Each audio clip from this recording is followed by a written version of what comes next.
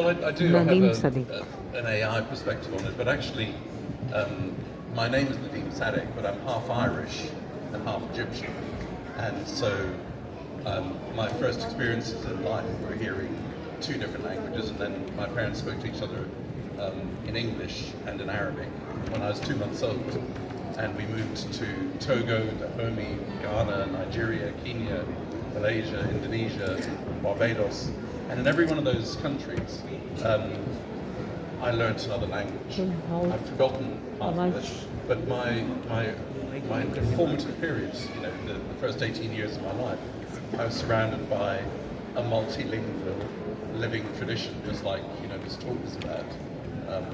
And I really learned how small connections through the effort to make language something that you share with people can foster community, good relationships.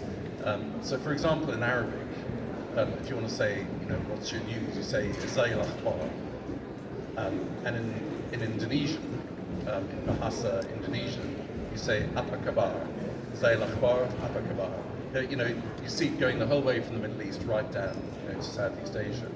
And I've really learned that the whole way through. So the word coffee, you know, is in Arabic it's ahwa, and in Swahili it's kahawa, and so it becomes coffee in English.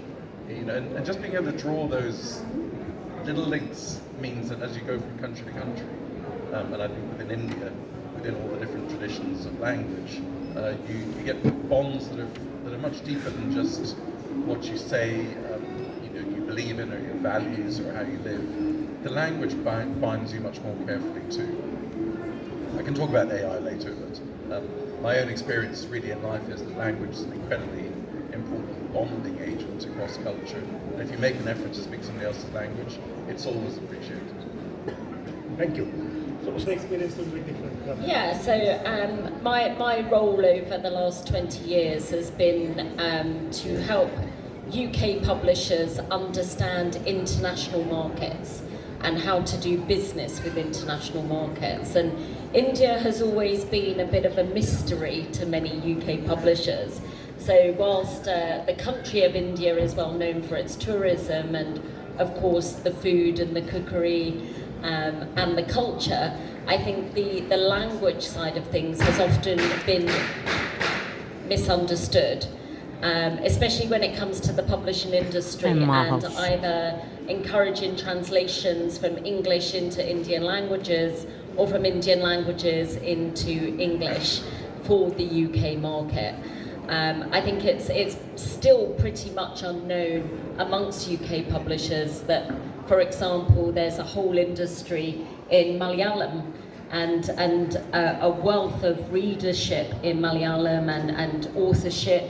I was recently at the Kerala Literature Festival, which had days and tents of programming of Malayalam authors, which still today are unknown in our country, and I think that's a missed opportunity and something that we need to work on.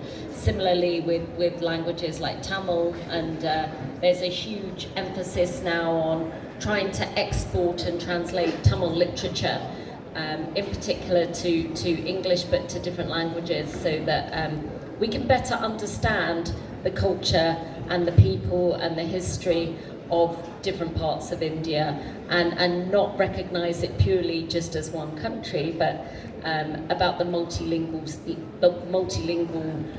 aspects and the different cultures and the different cookery and the different languages.